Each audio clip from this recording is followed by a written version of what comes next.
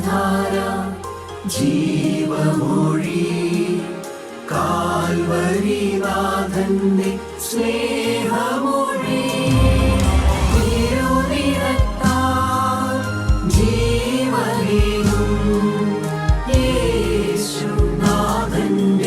ജീവമൊഴി ജീവധാര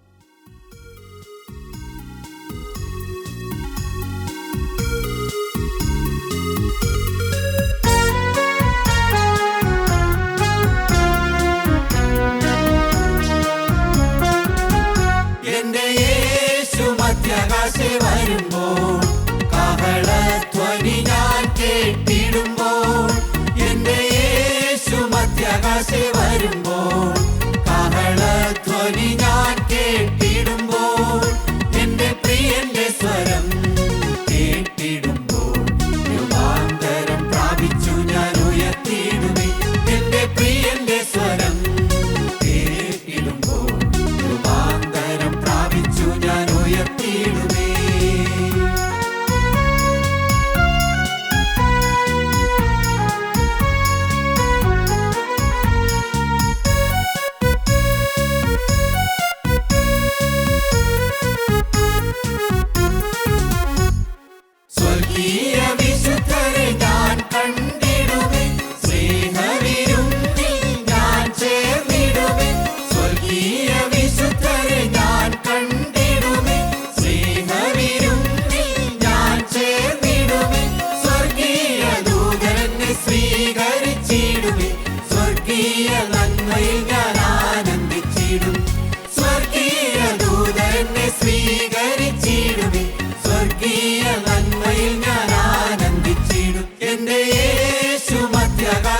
വരുമ്പോൾ കാഹളധ്വനി ഞാൻ കേട്ടിടുമ്പോൾ എന്റെ യേശു മധ്യാകാശേ വരുമ്പോൾ കാഹളധ്വനി ഞാൻ കേട്ടിടുമ്പോൾ എന്റെ പ്രിയന്റെ സ്വരം കേട്ടിടുമ്പോൾ രൂപാന്തരം പ്രാപിച്ചു ഞാൻ ഉയർത്തിയിടുമേ എന്റെ പ്രിയന്റെ സ്വരം കേട്ടിടുമ്പോൾ രൂപാന്തരം പ്രാപിച്ചു ഞാൻ ഉയർത്തിയിടുമേ. ദൈവ തിരുനാമത്തിന് മഹത്വമുണ്ടാകട്ടെ. കർത്താവായ യേശുക്രിസ്തുവിൻ്റെ സാക്ഷിയായി ഒരു പ്രാവശ്യം കൂടെ ദൈവം തന്ന അവസരത്തിന് വേണ്ടി ഞാൻ ദൈവത്തെ സ്തുതിക്കുന്നു, സ്തോത്രം ചെയ്യുന്നു. ഇന്ന് നമ്മുടെ ചിന്തയ്ക്ക് ആസ്പദമായി യോഹന്നാൻ്റെ സുവിശേഷം 4-ാം അധ്യായത്തിൽ ശമരിയക്കാരിയായ ഒരു സ്ത്രീ കർത്താവിനെ കണ്ടെത്തിയതായ സംഭവത്തെക്കുറിച്ച് നമുക്ക് ധ്യാനിക്കാം. ദൈവത്തിൻ്റെ സ്തോത്രം. അതിൻ്റെ പശ്ചാത്തലം നോക്കുകയാണെങ്കിൽ യേശു യഹൂദയിൽ നിന്ന് ഗലീലയിലേക്ക് പോകുവാൻ യാത്രയായി പോകുന്ന സമയത്ത് ശമരിയയിൽ കൂടിയാണ് കർത്താവ് കടന്നു പോകുന്നത്. ഗലീലയിലേക്ക് പോകുമ്പോൾ 2 വഴിയുണ്ട്. ഒന്ന് ശമരിയയിൽ കൂടി പോകാം, അല്ലെങ്കിൽ യോർദാൻ കടന്ന് ചുറ്റി വളഞ്ഞ് പിന്നെയും യോർദാൻ കടന്ന് ഗലീലയിലേക്ക് പോകാം. അത് ദൂരമുള്ള വഴിയാണ്. എന്നാൽ കർത്താവ് തിരഞ്ഞെടുത്ത വഴി ശമരിയയിൽ കൂടി കടന്നു പോകുവാനാണ്. കർത്താവ് ശിഷ്യന്മാരുമായി നടന്ന് ക്ഷീണിച്ച് ഏകദേശം ഒരു നട്ടുച്ച നേരത്താണ് ശമരിയ പട്ടണമായ സുഖാർ പട്ടണത്തിൽ എത്തുന്നത്. അവിടെ യാക്കോബ് തൻ്റെ മകന് കൊടുത്ത യൗസേപ്പിന് കൊടുത്ത ഒരു നീരുറവുണ്ടായിരുന്നു. ആ നീരുറവിൻ്റെ അടുത്ത് കർത്താവ് ക്ഷീണിച്ച് ദാഹിച്ച് ഇരിക്കുമ്പോഴാണ് ഒരു സ്ത്രീ വെള്ളം കോരുവാനായിട്ട് വരുന്നത്. ദൈവത്തിന് സ്തോത്രം. കർത്താവ് അവിടെ ഇരിക്കുമ്പോൾ ഇതെല്ലാം മുന്നമേ കണ്ടുകൊണ്ടാണ് അവിടെ ഇരിക്കുന്ന ഒരു സ്ത്രീ വെള്ളം കോരാൻ വരുന്നതും അവൾ കർത്താവിൻ രക്ഷിതാവായി സ്വീകരിക്കുന്നതെല്ലാം കർത്താവ് ധ്യാനിച്ചുകൊണ്ടാണ് അവിടെ ഇരിക്കുന്നത്. ആ സ്ത്രീ വെള്ളം കോരുവാൻ വന്നപ്പോൾ കർത്താവ് അവളോട് ചോദിക്കുകയാണ്, എനിക്ക് കുടിപ്പാൻ തരുമോ എന്ന്. ദൈവത്തിൻ്റെ സ്തോത്രം. ആരോടാണ് കുടിപ്പാൻ തരാമോ എന്ന് ചോദിക്കുന്നത്? ആ സ്ത്രീയെ സംബന്ധിച്ച് ആ സ്ത്രീ ഒരു ഭ്രഷ്ട് കൽപ്പിക്കപ്പെട്ട ഒരു സ്ത്രീയാണ്. കാരണം അവളുടെ സ്വഭാവം ഒരിക്കലും എല്ലാവരുമായി ചേർന്ന് പോകാൻ കൊള്ളാത്ത സ്വഭാവമായതുകൊണ്ട് അവളുടെ സമുദായത്തിൽ നിന്നും എല്ലാം അവളൊരു ഭ്രഷ്ട് കൽപ്പിക്കപ്പെട്ട സ്ത്രീ ആയതുകൊണ്ടാണ് ആരുമില്ലാത്ത സമയം നോക്കി ഉച്ച നേരത്ത് അവൾ ദൂരെ യാത്ര ചെയ്ത് ഇവിടെ വെള്ളം കോരുവാൻ വന്നത്. കാരണം മറ്റുള്ളവരുടെ കൂടെ നിൽക്കുവാനോ അവരോടുകൂടി ഇടപെടുവാനോ ഒന്നും അവൾക്ക് സാധിക്കുമായിരുന്നില്ല. അങ്ങനെയുള്ള ഒരു സാഹചര്യത്തിലുള്ള ഒരു സ്ത്രീയാണ് ഇപ്പോൾ കർത്താവിൻ്റെ മുമ്പിൽ നിൽക്കുന്നത്. അവൾ വെള്ളം കോരുവാൻ വന്ന് അവളോടാണ് കർത്താവ് വെള്ളം ചോദിക്കുന്നത്. അവൾ ആരാണെന്നെല്ലാം സൃഷ്ടാവായ ദൈവത്തിനറിയാം. എന്നാലും ദൈവം ആർക്കും ഭ്രഷ്ട് കൽപ്പിക്കുന്നില്ല. ദൈവം എല്ലാവർക്കും നന്മ ചെയ്ത് നല്ലവർക്കും അല്ലാത്തവർക്കും എല്ലാം മഴ പെയ്ക്കുന്ന സ്നേഹവാനായ ദൈവം യേശുക്രിസ്തുവിന് ആരോടും ഒരു പക്ഷഭേദവുമില്ല. അവളോട് കർത്താവ് വളരെ സ്നേഹത്തോടെ ചോദിക്കുകയാണ്, എനിക്ക് കുടിപ്പാൻ തരുമോ എന്ന്. കർത്താവ് അവളോട് കുടിപ്പാൻ ചോദിക്കുമ്പോൾ കർത്താവിനറിയാം അവൾ ആരാണെന്നും അറിഞ്ഞുകൊണ്ടാണ് കർത്താവ് അവളോട് സംസാരിക്കുന്നത്. ദൈവത്തിൻ്റെ സ്തോത്രം. ശമര്യക്കാരത്തി സ്ത്രീയെ സംബന്ധിച്ചിടത്തോളം ശമര്യക്കാരുമായിട്ട് ഇസ്രായേൽ മക്കൾക്ക് യാതൊരു ബന്ധവുമില്ല. കാരണം ഇസ്രായേൽ മക്കൾ ജാതികളുമായി ഇടകലർന്ന് ഉണ്ടായ ഒരു സങ്കരവർഗമാണ് ശമര്യയിൽ താമസിക്കുന്നത്. എന്നാൽ യഹൂദന്മാരാകട്ടെ ഏത് പ്രവാസകാലത്ത് പോലും അവർ ജാതികളോട് ഇടകലരാതെ ദൈവം പറഞ്ഞ കൽപ്പനകളെല്ലാം അനുസരിച്ച് ജീവിച്ചവരാണ്. അതുകൊണ്ട് യഹൂദന്മാർക്കും ഈ ശമര്യർക്കും തമ്മിൽ യാതൊരു ബന്ധവുമില്ല. അവർ സംസാരിക്കുകയാകട്ടെ അവരോട് മിണ്ടുമാകട്ടെ ഒന്നും ചെയ്യാതെ അവരുമായി ഒരു വേർപാട് പാലിച്ച് നിന്നിരുന്ന ഒരു സമയത്താണ് യേശുക്രിസ്തു അവിടെ വരുന്നത്. ദൈവത്തിന് സ്തോത്രം. കർത്താവ് തൻ്റെ 12 ശിഷ്യന്മാർക്ക് സുവിശേഷ വേലയ്ക്കായിട്ട് ആഹ്വാനം കൊടുത്തു വിടുമ്പോഴും പറയുന്നുണ്ട്, 12 ശിഷ്യന്മാർക്ക് അശുദ്ധാത്മാക്കളുടെ മേൽ അധികാരം കൊടുത്തു, സകല വ്യാധിയും രോഗങ്ങളെല്ലാം സൗഖ്യമാക്കുവാൻ അധികാരം കൊടുത്ത് പറഞ്ഞു വിടുമ്പോൾ നാം വായിക്കുന്നത് അങ്ങനെയാണ്. മത്തായിയുടെ സുവിശേഷം 10-ാം അധ്യായം 5-ാം വാക്യത്തിൽ നാം ഇങ്ങനെയാണ് വായിക്കുന്നത്. അവരോട് കർത്താവ് പറയുന്നുണ്ട്, നിങ്ങൾ ജാതികളുടെ അടുക്കൽ പോകരുത്, ശമര്യ പട്ടണത്തിൽ കടക്കരുത്, നിങ്ങൾ ഇസ്രായേൽ ഗോത്രത്തിലെ കാണാതെ പോയ ആടുകളുടെ അടുക്കിലേക്ക് തന്നെ ചെല്ലുവെന്നാണ് നാം മത്തായിയുടെ സുവിശേഷം 10-ാം അധ്യായം അതിൻ്റെ 5-ാം വാക്യത്തിൽ വായിക്കുന്നത്. ഈ 12 പേരെ യേശു അയക്കുമ്പോൾ അവരോട് ആജ്ഞാപിച്ചത് എന്തെന്നാൽ, ജാതികളുടെ അടുക്കൽ പോകാതെയും ശമര്യരുടെ പട്ടണത്തിൽ കടക്കാതെയും ഇസ്രായേൽ ഗൃഹത്തിലെ കാണാതെ പോയ ആടുകളുടെ അടുക്കൽ തന്നെ ചെല്ലുവീൻ. ദൈവത്തിൻ്റെ സ്തോത്രം.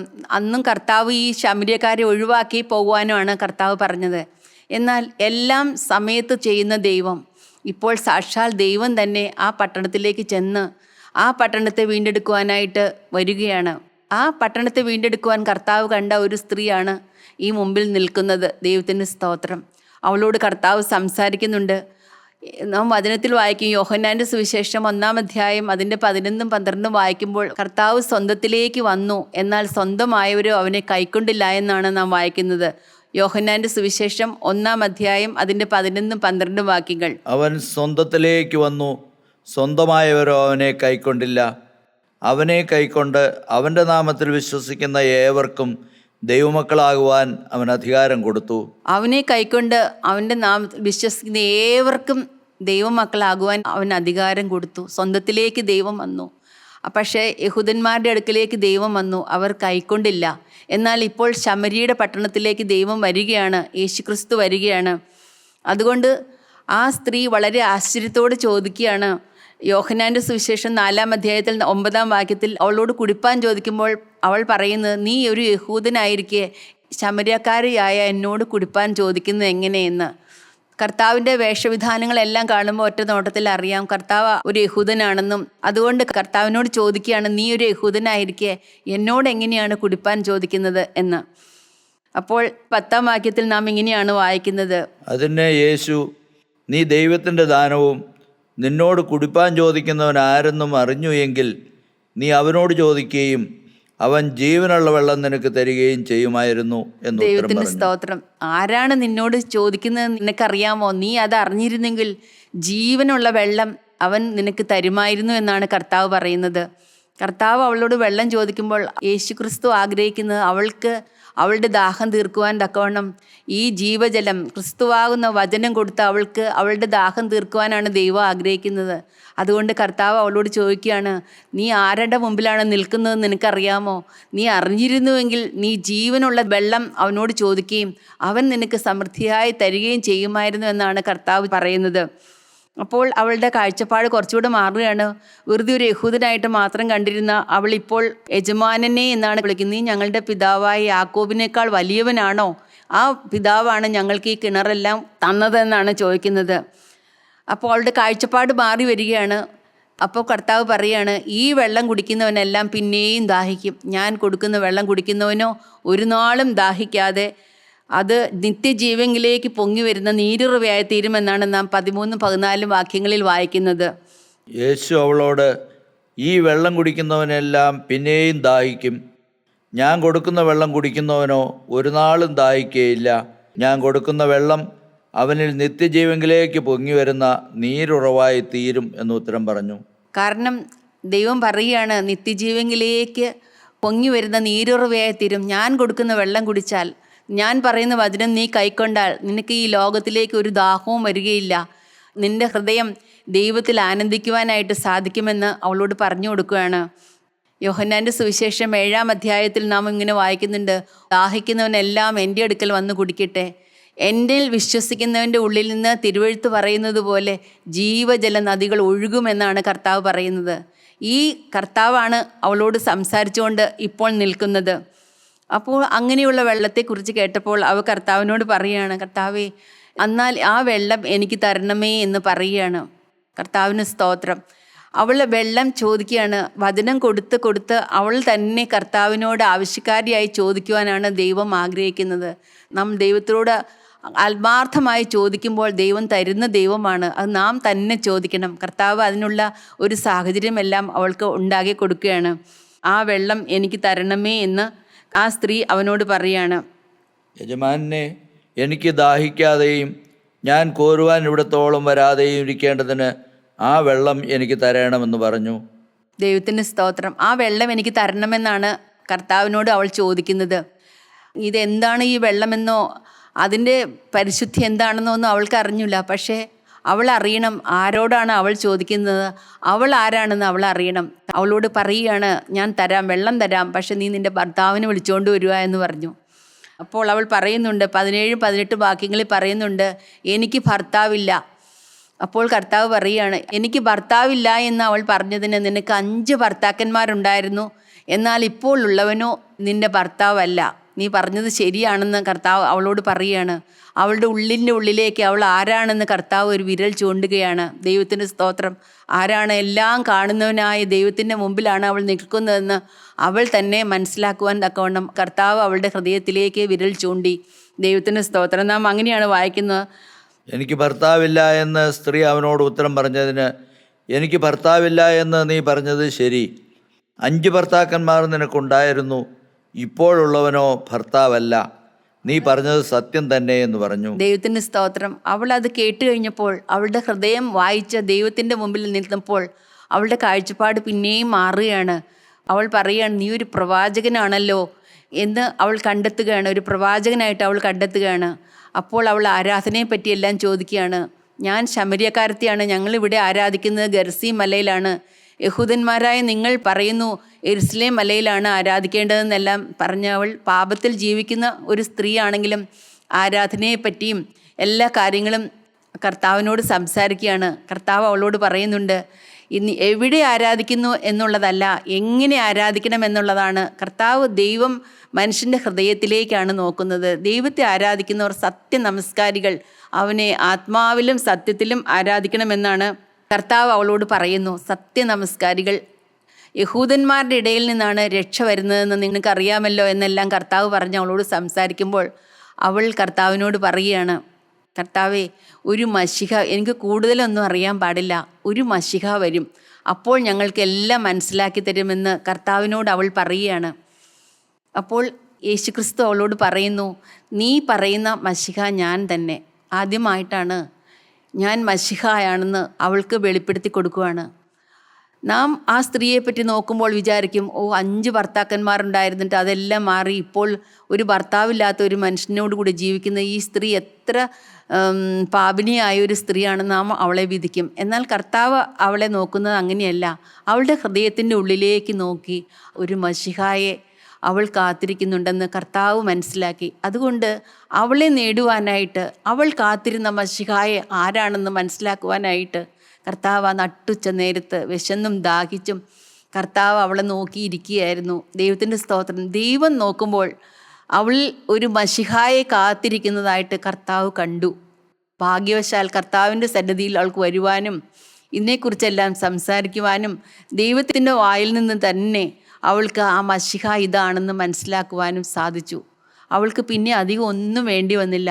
ഞാൻ മശിഹായെ കണ്ടെത്തിയെന്നാണ് അവൾ പറയുന്നത്. പിന്നെ അവൾ അത് കണ്ടെത്തി, അയ്യോ സാക്ഷാൽ ഞാൻ കാത്തിരുന്ന മശിഹ ഇത് തന്നെ എന്ന് അവൾക്ക് പെട്ടെന്ന് മനസ്സിലായി. കാരണം അവൾ ഈ യേശുവിനോട് സംസാരിക്കുമ്പോൾ തന്നെ അവളുടെ ഹൃദയം കത്തുന്നതും അവളുടെ ഹൃദയത്തിൽ എന്തോ ഒരു സമാധാനവും ആശ്വാസവും അനുഭവിക്കുന്നതും അവൾ ഈ ലോകത്തിൽ വെച്ച് സുഖിച്ചതായ സുഖങ്ങളെക്കാളും എല്ലാം അവൾക്ക് എന്തോ ഒരു ആത്മീയ സന്തോഷവും സമാധാനവും അവളുടെ ഹൃദയത്തിൽ അവൾ അനുഭവിക്കുന്നതെല്ലാം അവൾക്ക് മനസ്സിലായി. അതുകൊണ്ട് കർത്താവ് പറഞ്ഞു, ഞാൻ തന്നെ മശിഹ എന്ന് പറഞ്ഞപ്പോൾ അവൾക്ക് ഒട്ടും സംശയം ഉണ്ടായിരുന്നില്ല. അവൾ മറന്നു തന്നെ പോയി. ഞാൻ വെള്ളം കോരാൻ വന്നതാണെന്ന് പോലും അവൾ മറന്നുപോയി. അവൾ ഓടിപ്പോവുകയാണ്. കാരണം അവൾ പാത്രം വെച്ചതിന് ശേഷം അവൾ അവളുടെ ദേശത്തേക്ക്, ശമരിയ പ്രദേശത്തേക്ക് ചെന്ന് സാക്ഷ്യം പറയാനായിട്ട് ഓടിപ്പോവുകയാണ്. ദൈവത്തിൻ്റെ സ്തോത്രം.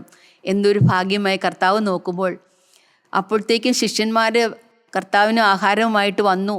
ഒരു സ്ത്രീയോട് കർത്താവ് സംസാരിച്ചുകൊണ്ടിരുന്നപ്പോൾ ഇതെന്താണെന്ന് അവരെല്ലാം ഓർക്കുന്നുണ്ട്. എന്നാലും ശിഷ്യന്മാർ കർത്താവിനോട് ഗുരുവോ ഭക്ഷിച്ചാലോ എന്ന് പറയുമ്പോൾ കർത്താവ് പറയുന്നുണ്ട്, എൻ്റെ പിതാവിൻ്റെ പ്രവൃത്തി ചെയ്ത് തികയ്ക്കുന്നത് തന്നെയാണ് എൻ്റെ ആഹാരമെന്ന് കർത്താവ് പറയാണ്.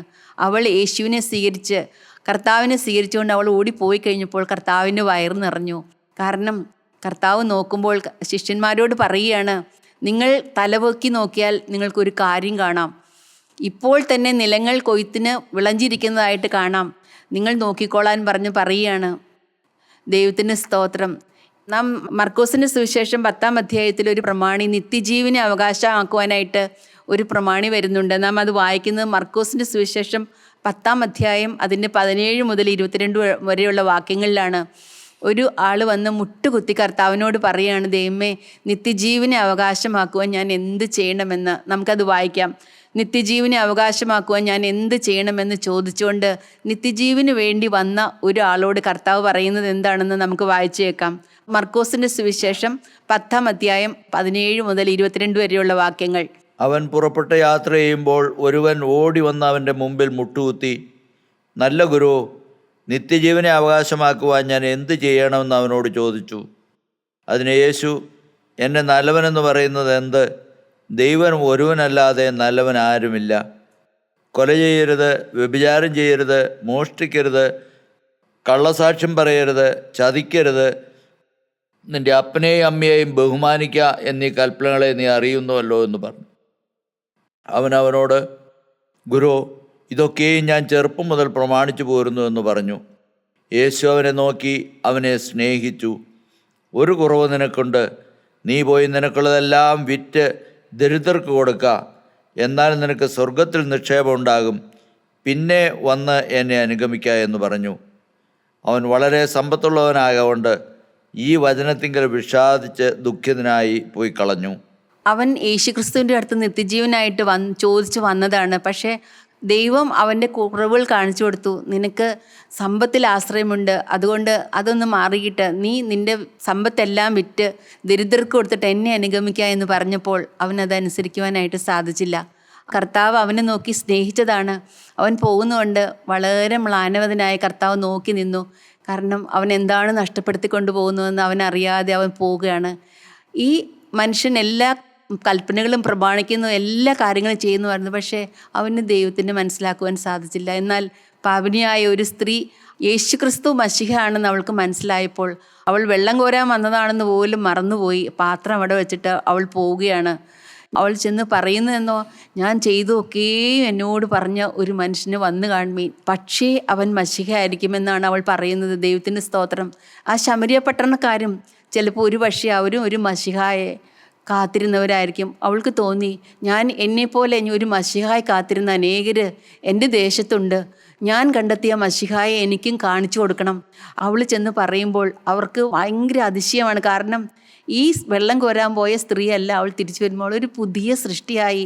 അവളുടെ ഹൃദയം വളരെ സന്തോഷത്തോടും സമാധാനത്തോടും കൂടി വരുന്നതും അവൾക്കിനി ഒരു പാപത്തിലേക്ക് പോകണ്ടായെന്നും അവളുടെ ദാഹം എല്ലാം മാറിയെന്നും അവളൊരു പുതിയ സൃഷ്ടിയായെന്നും എല്ലാം അവളുടെ മുഖത്ത് നോക്കുമ്പോൾ ആ ശമര്യക്കാർക്ക് മനസ്സിലായി. അവൾ ആരെയും കാണാതെ ഒഴിവാക്കി നടന്നുകൊണ്ടിരുന്ന സ്ത്രീയല്ല, പരസ്യമായി വന്ന് എല്ലാവരോടും യേശുവിനെ കുറിച്ച് സാക്ഷിക്കുകയാണ്.